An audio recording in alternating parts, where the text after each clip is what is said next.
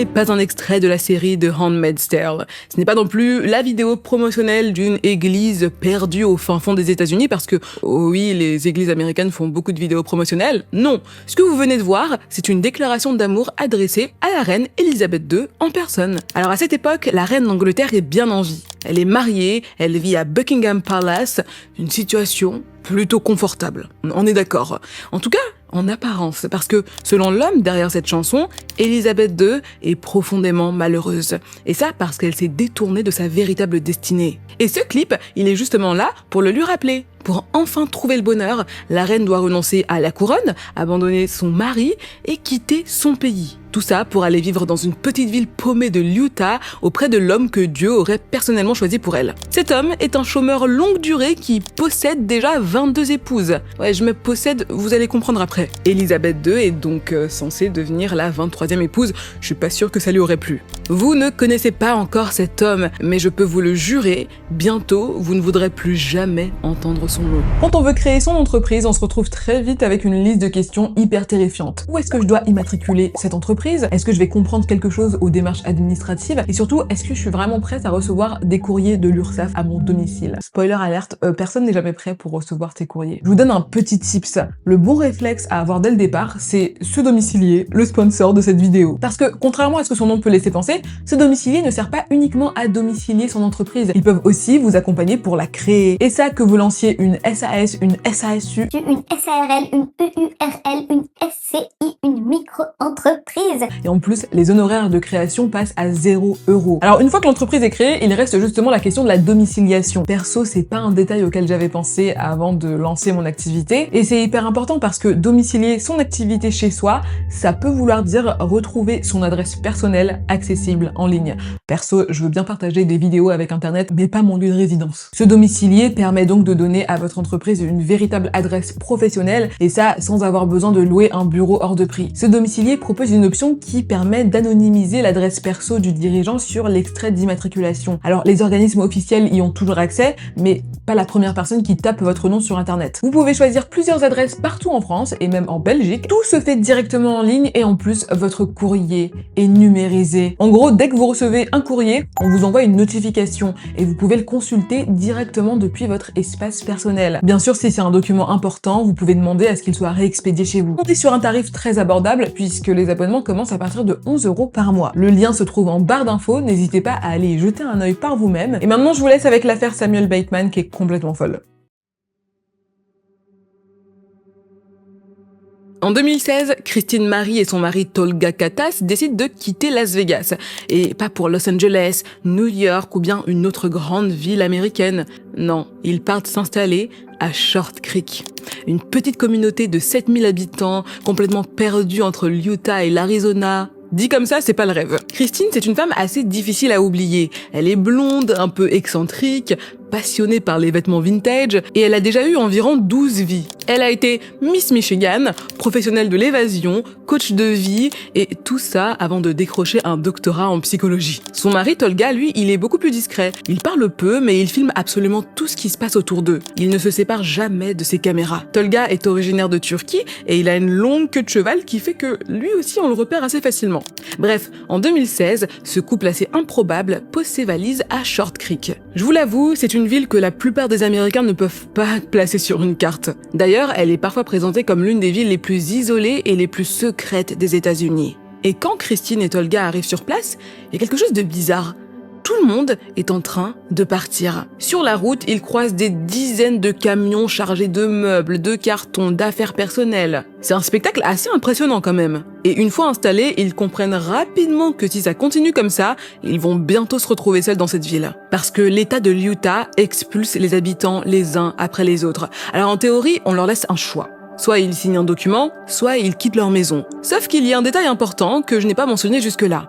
Short Creek, c'est le bastion de la FLDS, une communauté de mormons fondamentalistes. Et pour ses membres, signer ce document, c'est aller directement à l'encontre de leur religion. Alors, ils refusent. Et puisqu'ils refusent, l'État les expulse, détruit certaines maisons, parfois même leur retire les terres sur lesquelles ils vivaient depuis des générations. À ce moment-là, Christine est persuadée d'assister à une immense injustice. Une ville entière est en train de disparaître, ses habitants perdent tout et personne ne semble vouloir les défendre. Personne n'en parle, ni l'Utah, ni le gouvernement, ni le reste du pays. Short Creek est en train de couler dans l'indifférence générale. Mais ce que Christine ne comprend pas encore, c'est que si cette communauté en est arrivée là, c'est parce que pendant des années, ses habitants ont placé toute leur confiance entre les mains d'un seul homme. Et pas le plus cool.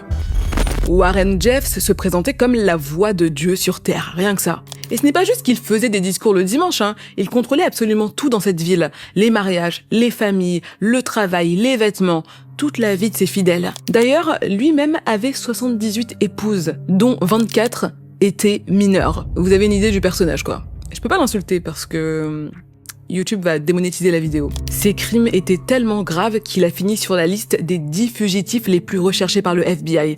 En 2011, il est reconnu coupable d'agression sexuelle sur mineurs, et là, c'est la fin. Le gourou est condamné à la prison à vie, assorti d'une peine de 20 ans. Autant vous dire qu'il ne sortira jamais. Et quand Warren Jeffs tombe, c'est tout Short Creek qui tombe avec lui. Faut bien comprendre une chose, la plupart des religions monothéistes ont des textes expliquant la voie à suivre pour atteindre le salut. Chez les chrétiens, c'est la Bible, chez les musulmans, c'est le Coran, et chez les juifs, c'est la Torah. Les mormons fondamentalistes ont eux aussi un livre saint, mais suivre ces enseignements ne suffit pas. Chez les mormons, ce qui sauve, c'est d'obéir aveuglément aux ordres du prophète. Or, en 2016, quand Christine débarque à Short Creek, le prophète ne parle plus. Dans sa cellule, Warren Jeffs perd complètement la tête et il se mure dans le silence. Mais pendant ce temps-là, à l'extérieur, ses fidèles attendent ses instructions. Physiquement, ils sont libres, mais mentalement, eux aussi sont en prison. Ils sont coincés dans un système que leurs esprits sont incapables de remettre en question. Et en plus de ça, le reste du monde les diabolise. Malgré tout, il faut le dire, les habitants de cette ville sont des victimes.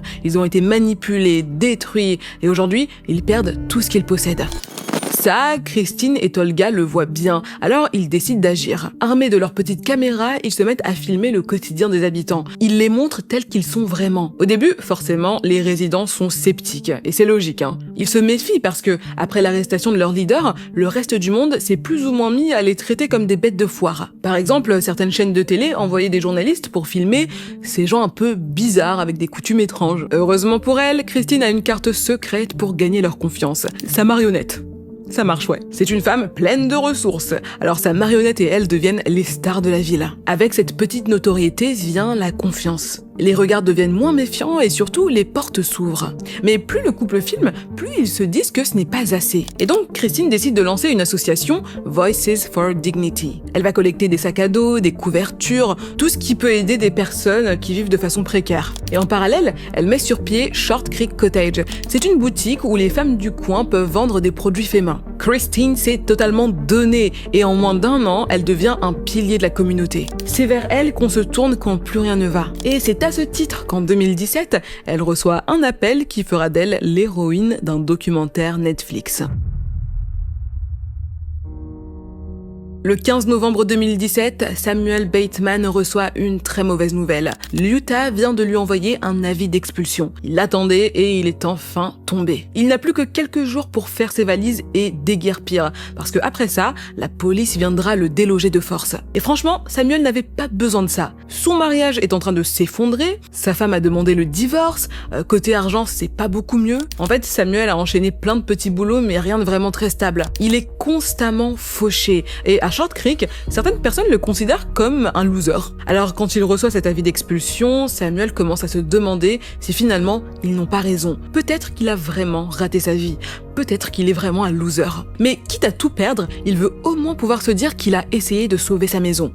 Alors il appelle Christine. Il a entendu parler de toutes ses actions, de son association. Il sait qu'elle distribue de la nourriture, des chaussures, des fournitures scolaires, mais surtout qu'elle aide certains habitants dans leur démarche juridique. Et effectivement, Christine fait tout ce qu'elle peut pour l'aider. Avec d'autres bénévoles, elle lui apporte du matériel, de la nourriture, elle l'accompagne dans ses démarches pour tenter d'éviter l'expulsion. Et Samuel est bouleversé. Il remercie Christine, les larmes aux yeux, mais merci pour ce que vous avez fait pour moi. Et puis, il disparaît. Pendant plusieurs mois, Christine ne le voit plus du tout. Pas un appel, pas un message, rien. Jusqu'au jour où Samuel réapparaît soudainement. Et cette fois, il n'est pas seul. À côté de lui se trouve une jeune femme. Il dit à Christine « Écoute, voilà, cette femme, c'est ma nouvelle épouse. » Et là, tout Short Creek retient son souffle, parce que dans cette ville, plus personne ne se marie depuis 2012. Ça va paraître très étrange, mais c'est un ordre de leur gourou Warren Jeffs. Le 22 juin 2012, à l'époque où il parlait encore, le prophète avait interdit à qui que ce soit de se marier et d'avoir des enfants. Seules 15 personnes choisies par ses soins avaient le droit d'avoir des relations intimes. Vous vous en doutez, Samuel Bateman n'en faisait pas du tout partie. Et pourtant, en 2016, il se parade dans la ville aux côtés de sa nouvelle femme. Les résidents lui lancent des regards dédaigneux. Mais ils ne disent rien. Par contre, quand il réapparaît avec une seconde épouse, là, ils se disent que les choses vont très mal tourner. Qui est cette jeune femme ? Eh bien, sa deuxième épouse est plus jeune que la première, mais elle lui ressemble énormément. Et c'est normal, parce qu'il s'agit de sa petite sœur. On est face à la forme ultime des Sister Wives. Et surtout, c'est quand même la deuxième fois que Samuel Bateman désobéit aux ordres du prophète. Les gens se demandent comment un homme fauché, au fin fond de la hiérarchie sociale, a réussi à avoir deux épouses. Rien ne justifie la fulgurante ascension sociale de Samuel Bateman. Et ils n'auront pas l'occasion d'en savoir plus, parce qu'encore une fois, Samuel disparaît. Et cette fois, il part un petit peu plus longtemps, parce que pendant 5 ans, plus personne n'entend parler de lui. En 2021, il réapparaît. Et cette fois, il se gare à l'arrière de la boutique fait main de Christine. Les habitants qui vont à sa rencontre n'en croient pas leurs yeux. Toutes ces femmes sont les épouses de Samuel Bateman. Et tous ses enfants sont les siens. Pour la FDLS, c'est la goutte d'eau qui fait déborder le vase. Pendant tout ce temps, il continuait à désobéir au prophète. Il a pris encore plus de femmes. Il a fait plein d'enfants. Samuel Bateman est immédiatement excommunié. Mais sincèrement, ça ne le dérange pas plus que ça. Parce qu'à ce moment-là, il a déjà fondé sa propre communauté qu'il appelle les Samuelites. À Short Creek, il y a une grande maison bleue que tout le monde esquive. Ce n'est pas qu'elle soit hantée par des fantômes, c'est pire que ça.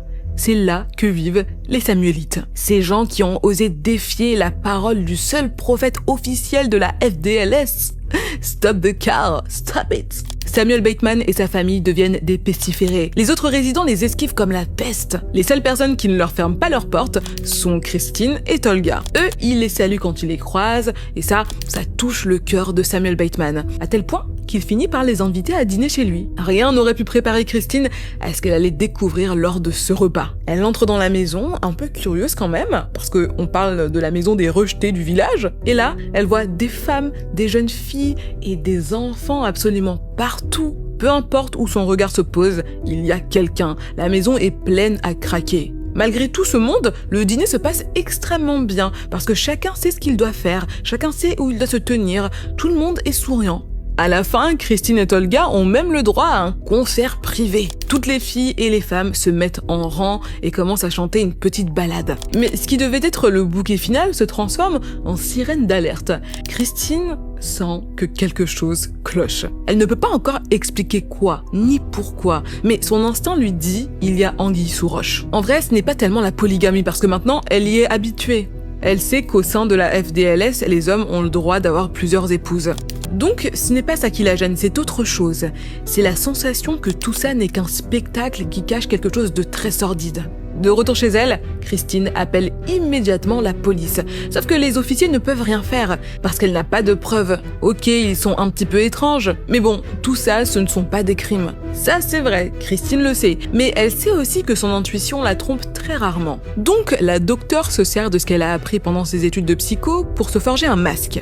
Elle va devenir la meilleure amie de Samuel. Elle va le fréquenter, gagner sa confiance, et ensuite, dès qu'il va baisser sa garde, elle va l'exposer. Elle fait part de son plan à Tolga qui accepte immédiatement de la suivre. Son but, c'est de tout filmer et puis d'attendre le moment où il dira quelque chose de suspect à la caméra. Et elle sait qu'il ne se doutera de rien parce que Samuel Bateman adore être filmé. Il adore quand Christine l'interviewe. Il se voit comme la star naturelle et incontestable d'un documentaire. Il aime tellement les caméras que Christine et Tolga n'ont même pas à lui demander s'ils peuvent filmer sa famille. C'est lui qui les invite à le faire. Il les appelle quasiment tous les jours en leur disant et les amis, venez, on va faire ci aujourd'hui, vous venez nous filmer. Complètement égocentrique. En plus, ce n'est pas comme s'il faisait des choses exceptionnelles, hein. On a lui en train d'essayer de faire du motocross, lui en train de marcher dans les bois, lui en train de rejouer les moments où Dieu se serait adressé à lui. Selon lui, les non-croyants mentiraient aux habitants de Short Creek. Warren Jeffs serait mort en prison. Et s'il le sait, c'est parce que le prophète lui enverrait des messages depuis l'au-delà. Tout ça peut vous sembler hyper farfelu, mais sous l'angle de la FDLS, c'est assez logique. Warren Jeffs lui-même est devenu prophète à la mort de son père. Et tout ce qu'il a eu à faire, c'était affirmer que le fantôme de son paternel lui parlait depuis l'au-delà. Pour des personnes ayant grandi avec ces croyances, les propos de Samuel Bateman, ils sont complètement logiques. Très vite, 3 hommes respectés de la communauté lui font confiance. Ils reconnaissent Samuel Bateman comme le vrai prophète. Et parce qu'au sein de la FDLS, plus on est proche du prophète, plus on est proche de l'éveil, les 3 hommes lui donnent toutes leurs femmes et leurs filles. C'est ainsi que Samuel Bateman, un loser à 2 doigts de finir SDF, se retrouve avec 22 femmes. Mais toutes ces bouches, il faut bien les nourrir. Eh bien, les 3 serviteurs du prophète Samuel Bateman lui remettent tous leurs biens, leur maison, leur voiture, leur salaire, tout ce qu'il gagne, il le donne à Samuel. En 5 ans, le gourou est complètement sorti de la précarité. Et maintenant, quand il décide d'aller se promener en ville, il a le choix entre 2 Bentley et 2 Range Rover. C'est bien, on a le choix.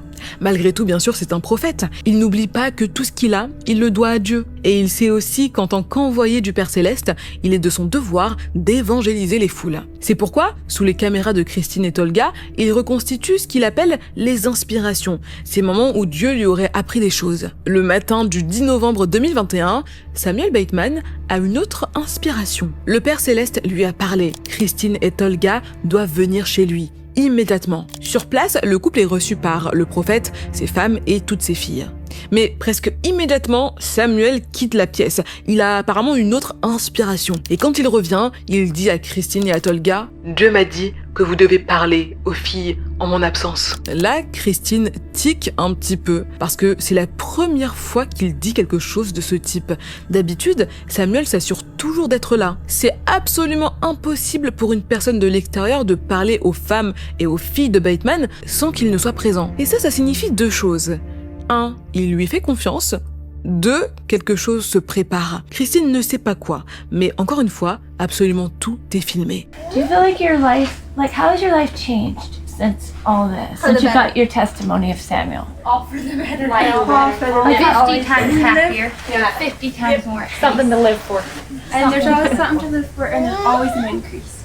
And you always know that somebody loves you. Somebody's praying for you. Après cette révélation, Samuel dit qu'il doit aller rendre visite à l'un de ses serviteurs. Pour ça, il choisit 3 filles. Il dit toi, toi et toi. Vous me suivez. Il demande aussi à Christine et à Tolga de le suivre, bien sûr, pour filmer ce passage incroyable de sa vie. Tout ce beau monde se met en route et sur le chemin, Samuel parle. Mais cette fois, quelque chose est différent. Sa voix est plus douce. Il évoque sa vie difficile. Il dit à quel point il a souffert. Et c'est sans doute parce qu'il n'est pas filmé que Samuel Bateman parle en détail d'une cérémonie d'expiation. Alors il dit « Vous savez, moi je suis prophète mais je reste un homme. Et récemment, le Père Céleste a remarqué que je me laissais tenter par l'orgueil. Donc il m'a soumis à une cérémonie d'expiation. Il m'a ordonné de regarder 3 de mes serviteurs avoir des relations sexuelles avec 3 de mes épouses. C'était tellement difficile. » Samuel Bateman parle de cet événement comme d'une torture. Il dit qu'il a souffert, qu'il a pleuré. Pas une seconde, il ne semble choqué que l'une de ces 3 femmes, l'une de ces 3 épouses qui a participé à cette cérémonie, n'a que 13 ans.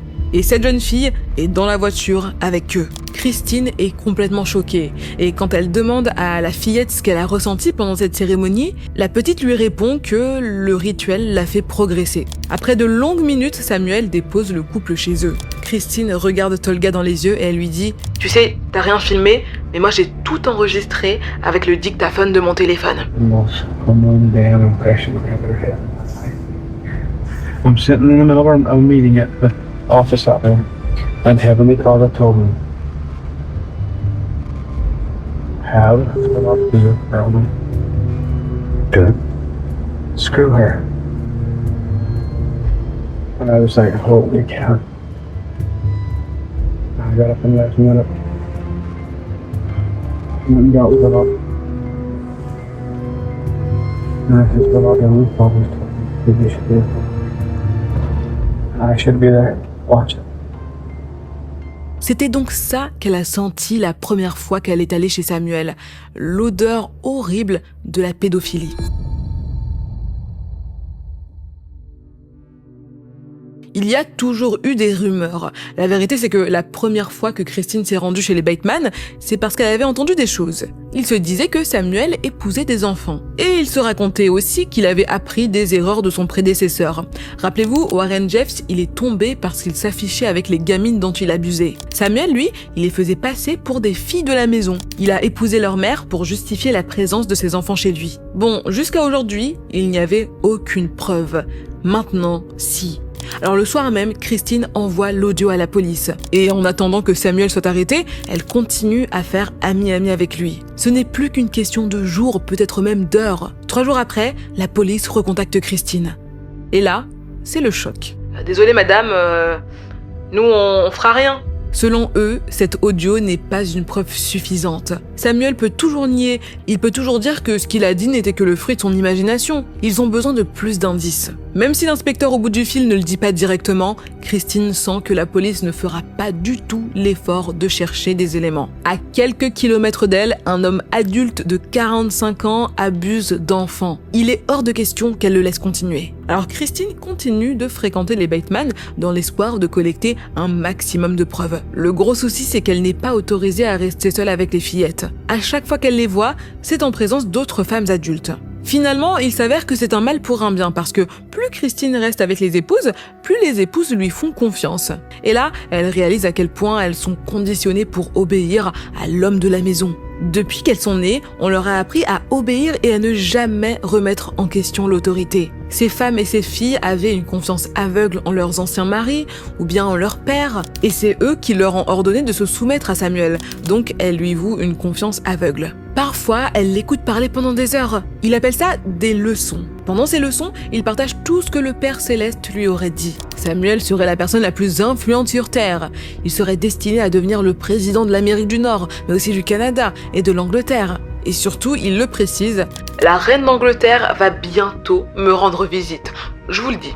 Attendez. Le souci, c'est que pour que sa majesté vienne, il doit avoir une nouvelle maison. Alors pendant des heures, il décrit les pièces de son futur manoir. Le tout en étant sans emploi, sans revenu et sans réel plan de vie. Il croit très fort en la maxime « si tu peux le rêver, tu peux le faire ». Et c'est comme ça qu'il passe au niveau supérieur en devenant coach en développement personnel. Le 18 janvier 2022, il crée sa chaîne YouTube Fearsen Consulting. Dans ses vidéos, il donne un conseil clé. One of the things that all successful people do is we find a mentor. Le meilleur moyen de progresser, c'est de faire appel à un mentor comme lui. Franchement, à ce stade, la blague s'écrit toute seule. Bref, Samuel passe encore plus de temps face à la caméra, idem pour ses épouses, et graduellement, même les mineurs ont le droit d'être interviewés. Et face à la caméra, certaines d'entre elles expliquent que Samuel les a initiées au sexe. Ça y est, c'est bon, c'est ce que Christine attendait. Le jour même, elle envoie tout à la police. Les vidéos, les confessions des mineurs, absolument tout. Ça y est, les choses vont enfin bouger, ça va le faire. Eh bien non, plusieurs mois s'écoulent et la police ne fait toujours rien. 8 mois. C'est seulement après presque 1 an que le FBI est enfin impliqué. Et là, la donne change. Les agents sont scandalisés par ce qu'ils voient et ils agissent immédiatement. Et franchement, il était temps. Parce qu'à ce stade, Samuel Bateman a 22 épouses, dont 9 mineurs. L'une de ces femmes se met à venir seule chez Christine. Elle s'appelle Julia. Au début, Christine n'y pense pas trop et puis Julia vient 1 fois, 2 fois, 3 fois. Là, elle réalise qu'elle est en train de tâter le terrain. L'épouse de Samuel veut parler, mais elle n'est pas sûre que Christine soit quelqu'un en qui elle peut avoir confiance. Parce que bon, depuis le début, Christine joue à la perfection le rôle de l'amie de Samuel. Julia se dit que si elle lui parle, elle pourrait avoir de graves problèmes. Christine sent la peur de l'épouse et elle la rassure. « Je te jure, tu peux tout me dire, je ne te trahirai jamais. » Alors petit à petit, la femme parle, ou plutôt, elle suggère. Elle laisse entendre qu'il y a beaucoup de souffrance dans cette maison. Elle dit que tout n'y est pas aussi rose qu'il y paraît. Mais la peur l'empêche d'entrer dans les détails. C'est complètement compréhensible parce qu'elle vit dans un environnement où tout le monde se surveille. Toute sa famille est sous la coupelle de Bateman. Son ex-mari, ses filles, ses fils. Julia a tout à perdre. Et là, Christine sait qu'elle doit lui donner beaucoup plus d'arguments. Alors elle conduit son invité jusqu'à la cuisine. Là, elle sort une boîte et dans cette boîte se trouve un dossier. Ce dossier raconte sa propre vie en détail. Comme je vous l'ai dit, Christine a eu plusieurs vies et la première était celle d'une jeune fille née dans une famille de mormons. Et un jour, cette mormone a rencontré un homme. Il parlait bien, il présentait bien, il semblait connaître le Père Céleste mieux que quiconque. Alors Christine l'a pris pour un prophète. Sauf qu'il s'est avéré qu'il n'en était pas un. Cet homme a utilisé ses croyances religieuses pour la briser. Ce faux prophète est devenu son mari et son mari est devenu son bourreau. Il lui répétait constamment « L'obéissance est tout, l'obéissance est la clé de la vie éternelle ». Et il testait son obéissance en la soumettant à ce qu'il appelait des épreuves. Moi j'appelle ça plutôt de la torture psychologique. Il a réussi à couler son business, il l'a fait se séparer de ses enfants, et quand Christine n'avait plus rien, il l'a enfoncé encore plus bas. Il lui a ordonné d'aller vivre avec les pauvres et de coucher avec un maximum d'hommes. Pour lui prouver qu'elle avait obéi, elle devait faire des photos et les lui envoyer. Pendant des années, Christine a tout supporté sans rien dire. Elle était persuadée que sa souffrance avait un sens, qu'un jour, le Père Céleste verrait à quel point elle avait été fidèle et qu'elle serait enfin récompensée. Sauf que ce jour n'est jamais arrivé. Parce que ce qu'elle subissait n'avait rien de divin. Ce n'était pas la volonté de Dieu, mais celle d'un homme vraiment mauvais. Ça, elle a mis du temps à le comprendre. Mais un jour, elle a fini par ouvrir les yeux et elle est partie. L'homme qui lui a fait tout ça n'a jamais été condamné. Mais heureusement, Christine a quand même réussi à se reconstruire. Elle a obtenu son doctorat, elle a relancé sa carrière et puis elle a rencontré Tolga, un homme qui lui a montré que l'amour n'était pas censé faire mal. Elle dit à Julia, tu vois, j'ai vécu des choses horribles, je comprends ce que tu peux ressentir. Enfin, l'épouse du prophète se dit que peut-être qu'en effet, elle peut lui faire confiance.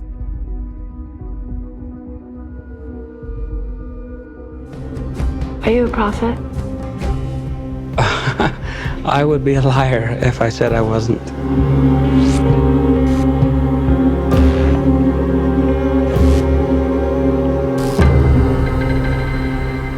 Julia n'est pas juste l'une des épouses de Samuel Bateman, c'est aussi la mère de 5 autres de ses femmes. C'est horrible dit comme ça. Et forcément, elle n'a jamais voulu ça. Quand Samuel a voulu épouser ses filles, elle a dit non.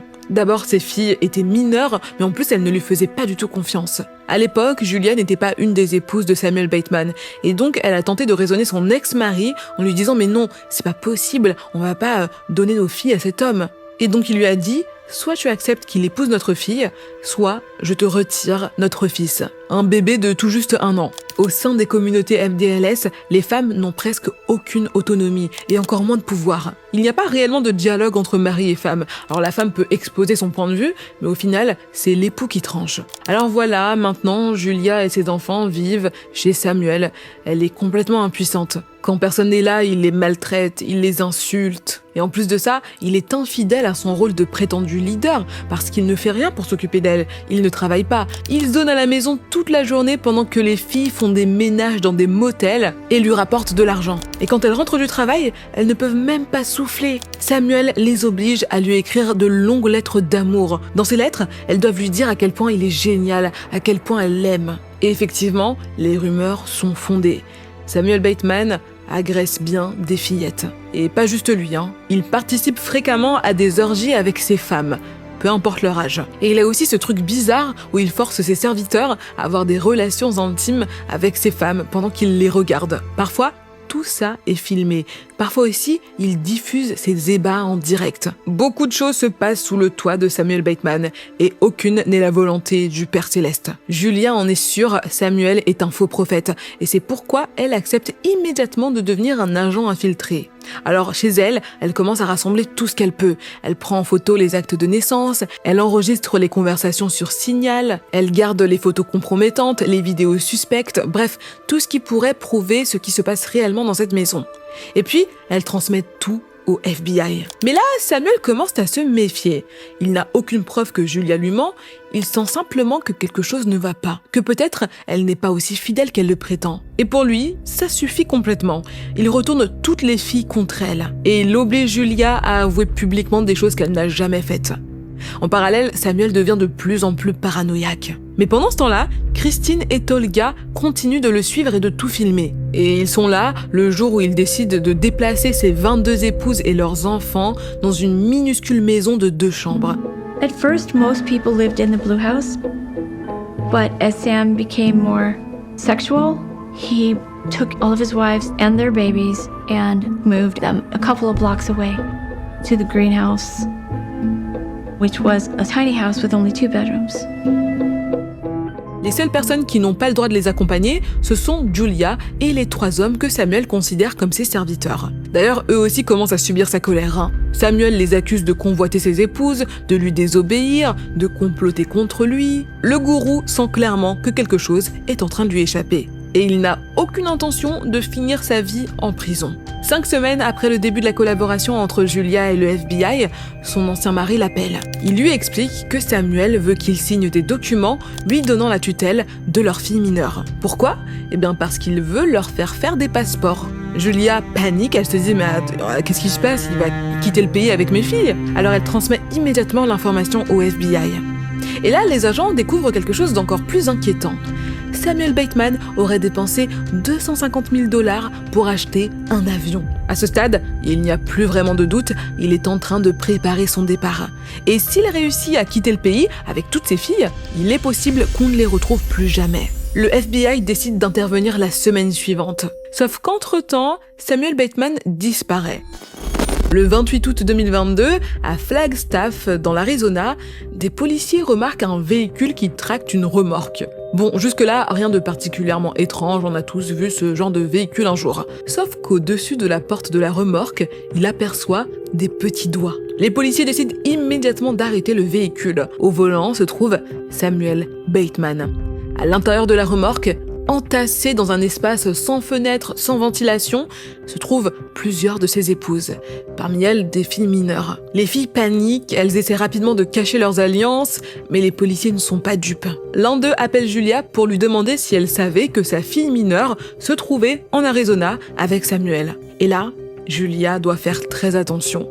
Alors elle joue le jeu. Elle dit « Oui, j'étais au courant. C'est moi-même qui ai autorisé Samuel à partir avec ma fille. Ne vous inquiétez pas, tout va bien. » Mais juste avant de raccrocher, elle récupère le nom et les coordonnées du policier. Et puis, elle transmet immédiatement toutes ces informations au FBI. Et heureusement qu'elle le fait. Grâce à son appel, le FBI réussit à convaincre la police de garder Samuel en détention. Les policiers en profitent aussi pour saisir son téléphone. Mais malgré ça, Samuel finit par être libéré. Moi, je comprends pas. Désolée, je ne comprends pas.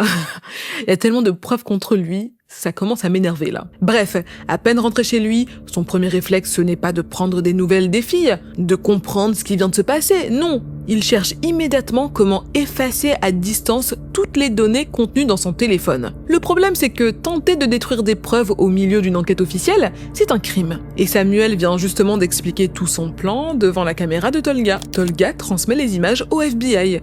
Et à partir de là, tout va très vite. En septembre 2022, Samuel Bateman est enfin arrêté par le FBI.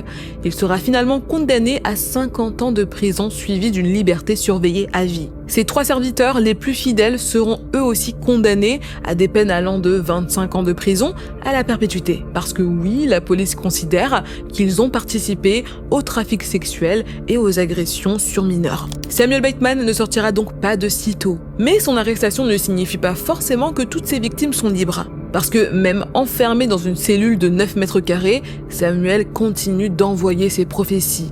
Et à l'extérieur, certaines de ses épouses continuent de l'écouter. Elles attendent chacun de ses appels, elles suivent encore les ordres. À leurs yeux, Samuel Bateman n'est pas un criminel, il est toujours le prophète. Et son arrestation n'est pas la preuve qu'elles se sont trompées, c'est simplement, selon elles, une nouvelle épreuve envoyée par le diable pour tenter de le faire tomber. My God, les gars. Dites-moi ce que vous pensez de cette histoire terrible en commentaire. Moi, je suis complètement dégoûtée, surtout pour ces enfants, mais aussi pour ces femmes qui ont été endoctrinées toute leur vie, finalement, qui n'avaient pas les capacités aussi de se rendre compte de ce qui se passait pour elles. Cette histoire est horrible. J'attends vos commentaires avec impatience. En attendant, prenez bien soin de vous. Et encore une fois, comme je le dis souvent, allez regarder des vidéos de chats, s'il vous plaît. Sortez-vous cette histoire de la tête. Et moi, je vais manger. Prenez bien soin de vous, on se dit à la prochaine vidéo.